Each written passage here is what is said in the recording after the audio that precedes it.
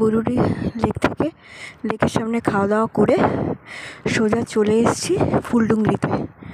এখানে বসে বিভূতিভূষণ লিখতেন, তো সেই পথেই যাচ্ছি।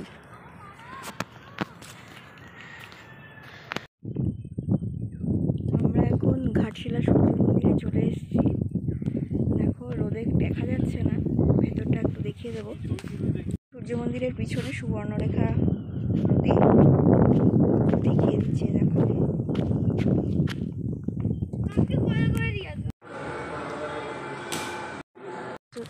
রঙ্কিনী দেবীর মন্দির।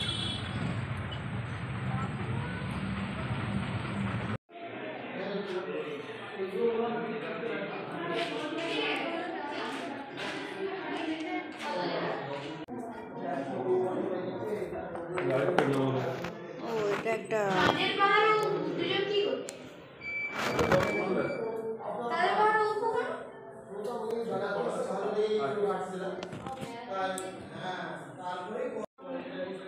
ভিডিও করতে থাকো, পরে করবে এডিটিং।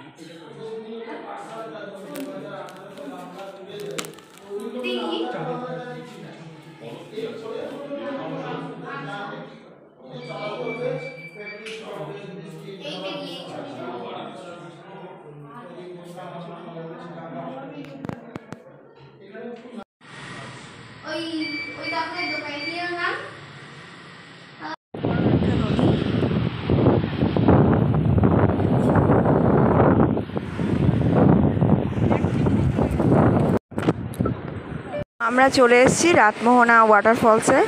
হ্যালো গাইস, আমরা চলে এসেছি রাতমোহনা ওয়াটারফলসে।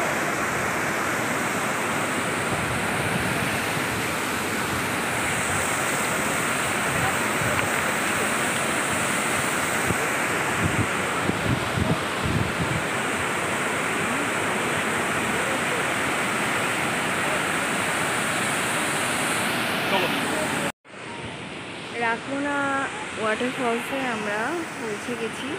কিছুক্ষণ আগেই তোমাদের রাতমোহনা ফলসটা দেখালাম। এখানে এসে একটা কথা মনে পড়ছে যে ষষ্ঠীপদ চট্টোপাধ্যায়ের একটি গল্প ছিল, পাণ্ডব গোয়েন্দা নয়, অন্য একটি গল্প, আমার নামটা মনে পড়ছে না এই মুহূর্তে। সেখানে রাতমোহনার একটা গল্প ছিল, আরও ফুলডুংরি, রঙ্কিনী দেবীর মন্দির, সব বিষয়েই একটা গল্প ছিল। রাতমোহনা একটা, এখানে কিন্তু রাত্রে পশু আসে, বিভিন্ন পশুরা জল খেতে আসে। আর তিনি যখন এসছিলেন তখন একটা হরিণ এসছিল। সেই হরিণটা কিন্তু অন্ধকারে মিলিয়ে গিয়েছিল। সুতরাং সে কি স্বাভাবিক জন্তু না অন্য কিছু, সে বিষয়ে বিশেষ সন্দেহ আছে। চলে এসেছি গারুড়ি ব্যারেজে।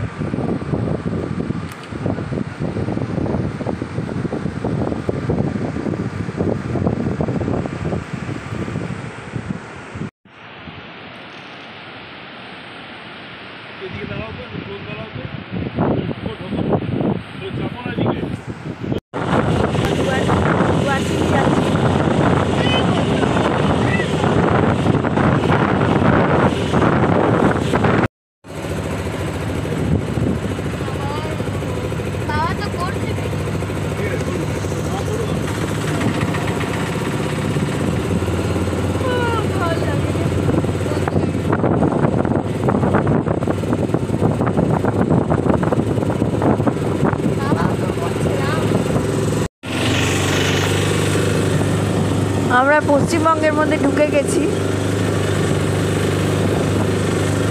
বান্দোয়ান, এখান থেকে মানবাজার 44 কিলোমিটার।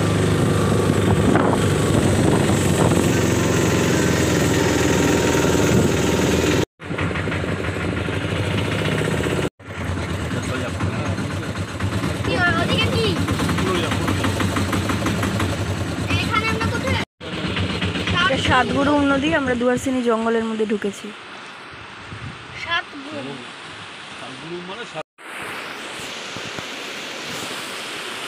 সাতগুরুম নদী বয়ে গেছে দুয়ারসিনি জঙ্গলের মধ্য দিয়ে। আমরা দুয়ারসিনি, এটা পুরুলিয়া ডিস্ট্রিক্ট।